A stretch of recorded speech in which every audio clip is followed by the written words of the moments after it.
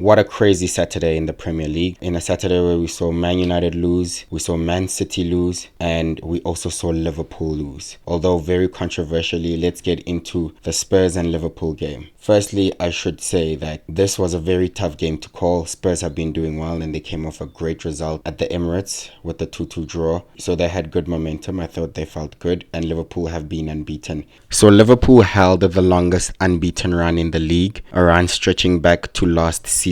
So coming into this game, they had also just drawn away to Chelsea at the first game of the season and won every game since. So Liverpool looked very good this season. We're looking very, very good coming into this game. Let's get into the issues. So the referees had a complete meh. So firstly, let's get into Liverpool's goal. What an exquisite finish by Luis Diaz. That was a great finish. What a goal, but unfortunately, the linesman raised his flag for offside and it immediately went to a VAR check, right? That's standard, that's normal. And just like every one of us, we're expecting to see the lines to see that he's clearly onside. He's onside by the naked eye. You didn't even need the lines. And all of a sudden, the match continues and the offside decision stands. PGMOL released a statement saying that they made a clear, obvious, and factual error and that the goal should have stood. They apologized. They apologized to Liverpool. So I understand the human error aspect or logic of how it happened. The VAR there in England thought that the on-field decision was a goal, and therefore he said check complete. By saying check complete, he then was basically confirming that the decision that was made on the pitch should stand. However, what was made on the pitch was offside. Spurs took the free kick quickly, and once Spurs played, then you can't take it back. So once they realized that they had made a mistake and that's not what he meant to say or meant to confirm, then they couldn't pull it back because play had continued. That is crazy to me. I feel like, if anything, if you're gonna break the rule, maybe try break the rule that says we can't pull anything back, because it was a goal and the goal should have stood, right? So there is absolutely no excuse, because he is not the only referee in the VAR booth. They should let him know that you've made a mistake, or maybe take a little bit more time. Think about it. Someone should say, no, the on-field decision was offside and that should not be a goal. So then he can change his decision. But unfortunately, that was not the case. The goal didn't stand, and therefore Spurs went on to go score later on. There's no way that decision should be allowed to stand. That is so bad. That's embarrassing. And for VAR, that is completely setting us back. Like we don't, at this point, we don't even want VAR, because it just seems like they're getting everything wrong every week. Every week there's just something with VAR. Already 7 games into the season. First week, Wolves were denied a clear penalty. They apologized there as well. Liverpool were denied a penalty at Chelsea. Second week, Man United were denied also a handball penalty at Spurs. Alexis McAllister got a red card. And then the next week it was overturned because they had made a mistake. Every week there's just something with VAR, and you just don't understand why it looks like things are getting worse and worse and worse. I also want to say that the red card for Curtis Jones was not a red card for me.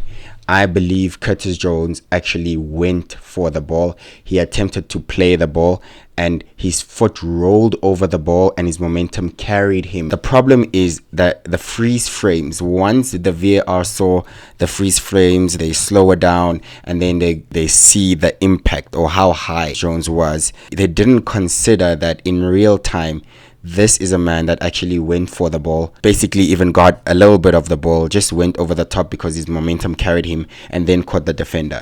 He was not intending to break his leg. So for me, that is another incorrect decision, a huge decision that completely changes the game. To be fair, I think this loss is all on Darren England, the VAR, rather than Simon Hooper. I believe that once he was sent to the screen, there was no other thing to do but to give a red card, because then when you see it like that, it looks horrible. It looks really bad. And he was just thrown under the bus. He was really thrown under the bus. The Diego Jota 2 yellow cards, I don't blame. I think that's the correct decision. We don't have to complain about that. That was a red card for Diego Jota. That's fine, okay. But the other 2 big ones were probably the most horrible well, the offside was the most horrible decision we've seen. The only issue is that with the red card, it's almost like a precedent had been set when Casemiro got given the red card last year for something similar. He also got a little bit of the ball, and then his momentum carried him over the top of the ball, and he made contact with the player, and because of that, he got sent off. This is exactly the same thing that has happened now, and I feel like once the referee was sent to the VAR, he was always going to give a red card. However, that was a great game. Spurs nick it in the end. An unfortunate own goal by Joe Matip. Alisson was amazing again. I think for me, Alisson is by far the best keeper in the league. I think he saved Liverpool time and time again. I still don't understand people who don't rate Alisson or don't think he's the best. I think it's crazy how good he actually is and how he's gotten Liverpool out of jail so many times. But what a win for Spurs at the end of the day. I mean, it doesn't feel good. We know Liverpool were completely robbed, but in terms of points, Spurs are up there. They're up there. They look like they're challenging. It's good for Ange. The team is rolling. Spurs are also undefeated at the moment, so it's just Arsenal. It's just Arsenal and Spurs that are undefeated. What a weekend for Arsenal. Arsenal won. A very good performance away from home at Bournemouth. Got the 3 points and now sitting 1 point behind City. Only Arsenal won this weekend. Chelsea still to play, but they're not necessarily affecting the top half of the table very much at the moment. So they're not in contention of the league or top 4 at the moment. So I think this weekend belongs to Arsenal. If you're an Arsenal fan, then you had a great Saturday. It looks like Man City might struggle a little bit with upcoming games. Rodri's red card and his absence was completely felt, but it looks like with Man City still to go to Arsenal in a short space of time without Rodri and following this loss, I think momentum has completely swung to the team that's at the Emirates, and they'll be playing home. So hopefully we'll have a great game again with that one. But it looks like Arsenal will try and challenge again this season. And unfortunately for Liverpool, they've now dropped crucial points. Obviously, it's not their doing, but Liverpool were looking very scary, very dangerous this season.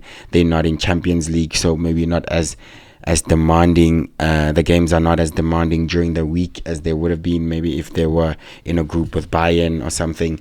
But they were looking very good on the Premier League and to challenge Man City. Once again, Arsenal fans trying to celebrate the fact that Man City can't do an invincible season anymore. I still feel like you don't have to celebrate that yet, because you're not top of the league. It's still technically possible to finish a season undefeated and still not win the league. So I don't know then what you do. What achievement do you get if that happens? But for now, Arsenal fans will be feeling very good. And yeah, what a weekend. But if I'm a Liverpool fan, I'm fuming. Did you see some person is trying to say Man City is linked to the corruption that happened at Spurs? That's absolutely ridiculous. And another fan, rival fans obviously have no sympathy for Liverpool. I saw a fan that compiled pictures of favorable decisions that were given to Liverpool in the past in a way to sort of justify them not getting cheated basically in this game. So I know football and football fans, that's a crazy world, but I think this is completely unfair. And at some point, with the quality, the extremely low quality and inconsistency that's VAR and referees in the Premier League, at some point it will hit your team, and that's for sure.